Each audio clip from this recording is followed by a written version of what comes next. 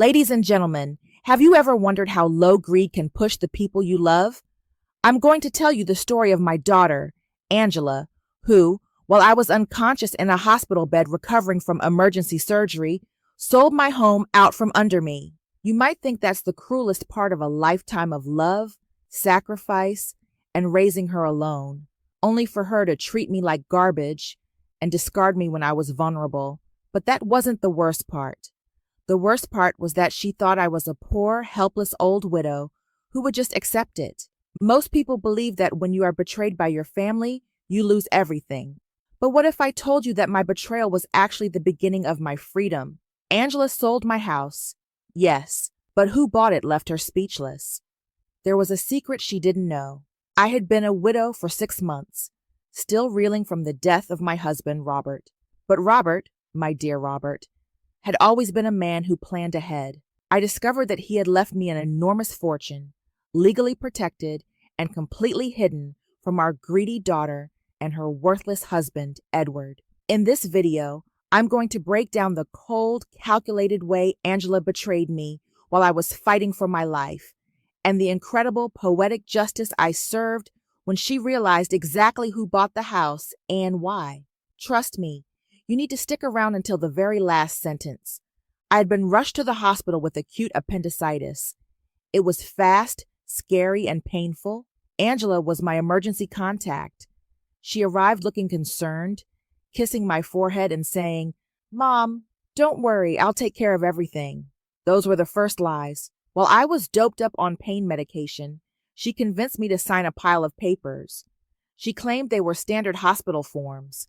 I was confused, in pain, and I signed without reading. That stack of papers included a power of attorney giving her the legal right to sell my property. I spent 4 agonizing days recovering. The moment I was released, still weak and dizzy, I called her. She answered with a strangely cold voice. "Mom, we're going on a trip to Europe tomorrow," she said. "We already sold your beach house and your car. We needed the money. Bye." The words hit me like a bucket of ice water. She didn't even mention my belongings. I was discarded like garbage. I thought of Robert's old pickup truck, the last thing I had left of him, the scent of his cologne still lingering on the seats. She sold it for a pittance. My hands shook, but I took a deep breath. She thought she had left me with nothing. But remember what I told you about Robert planning ahead? She had activated a secret mechanism my husband had set up for this kind of betrayal. I knew I had to go home immediately because the real game was about to begin. When I got home, I went straight to the drawer. There was the manila envelope Robert had given me months ago. "Open it after a while, but only when you feel ready," he had said. "I guess being robbed by your daughter while you're half dead makes you ready." What I found inside changed everything. There was a handwritten letter from Robert, apologizing for the secret but explaining he wanted to protect me from worry and from Angela's greed.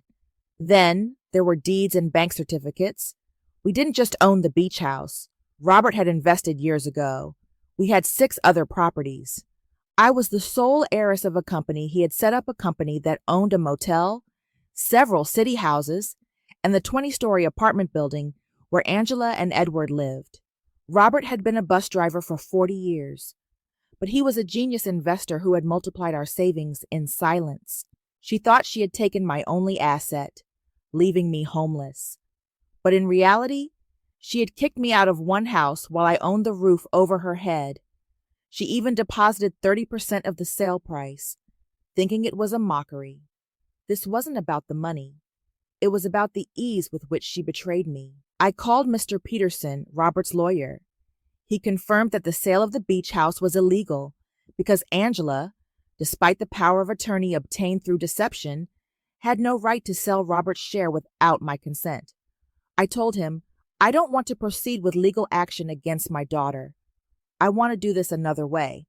I asked Mr. Peterson to silently nullify the fraudulent sale of the beach house and transfer control of all properties to me, especially the apartment building.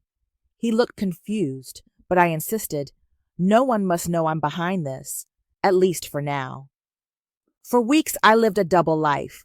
To the world, I was the poor, abandoned widow. But in secret, I was a wealthy woman orchestrating a grand recovery. Mr. Peterson worked fast. The beach house was mine again.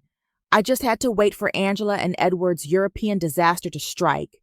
It turned out Edward wasn't running a business in Europe. He was running from debts. Huge loans he'd taken out using the apartment they lived in my building as collateral. When the banks realized the collateral was worthless, the mess exploded. My neighbor, Aurora, came running with the news. Edward had abandoned Angela in Europe, taking what little money was left. Angela came back to the country, alone and panicked, begging the superintendent to let her into her own apartment, because Edward had the keys. It was time for my silent welcome gift. I instructed Mr. Peterson to send an eviction notice. The next morning, the phone rang. It was Angela, desperate. "Mom, I received a strange letter yesterday. It says I have to vacate my apartment in 30 days. It must be a mistake, right?" I feigned confusion. An eviction notice? How strange. From whom? She read the name off the letter. Robert Investments, Incorporated. Robert had used his own name. Poetic justice, indeed. She confessed everything. Edward had left her for a 25-year-old waitress, taken all their money, and left her with massive debt. "Mom, I don't have money. I don't have a job. I don't have anywhere to live. Can I come see you?" After she sold my things and kicked me out of my own house, she was now crawling back to the poor widow she thought she'd ruined. I told her, "Of course, honey, this will always be your home." But the love in my embrace was now a strategy. I needed her to hit rock bottom before the final reveal. For weeks, Angela struggled. She sold Robert's hidden family jewels to try to pay off Edward's debts. She got a part-time job cleaning offices at night, coming home exhausted. She was learning the value of effort. Mr. Peterson finally had the paperwork ready. He found evidence that Edward had falsified documents. Angela was free of the $200,000 debt. It was time for the final confrontation. I took her to Mr. Peterson's office. She was nervous. Mr. Peterson handed her the file detailing the fraud. Her face went from panic to relief. She was legally free. "But how is that possible? Who paid for this?" she asked. Mr. Peterson looked at me. I took a deep breath. "Angela, there's something I need to tell you. Your father left me more than you knew." He handed her another folder. The complete fortune. She saw the deeds, bank statements, and the name Robert Investments, incorporated on all legal documents. She looked at me, trembling. "Mom, this says you own the building where I lived, and other properties." Then she saw the fraudulent sale documents for the beach house. Her voice cracked. The beach house. It was sold back to Robert Investments, Incorporated, the very day the sale was nullified. "Mom, you bought your own house back." "Yes, Angela," I said calmly.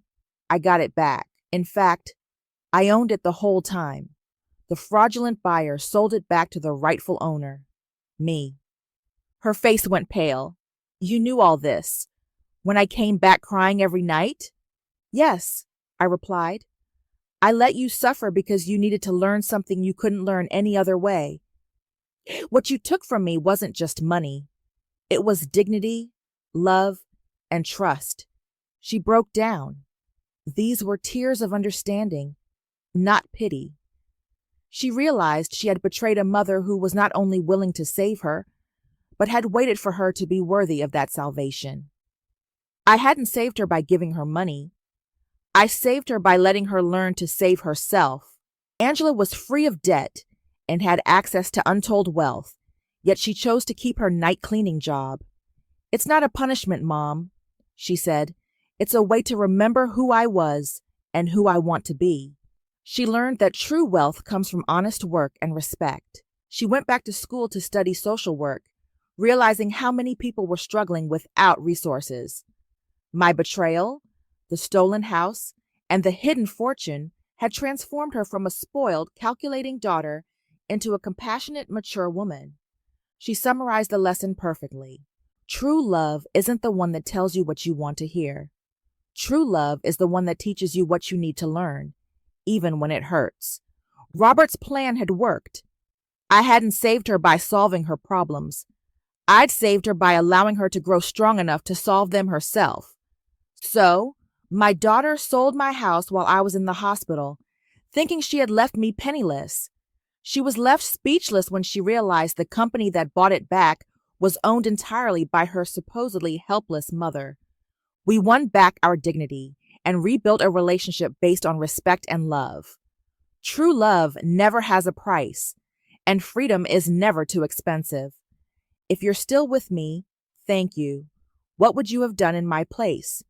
Please share your thoughts in the comments below and let me know which city you're listening from.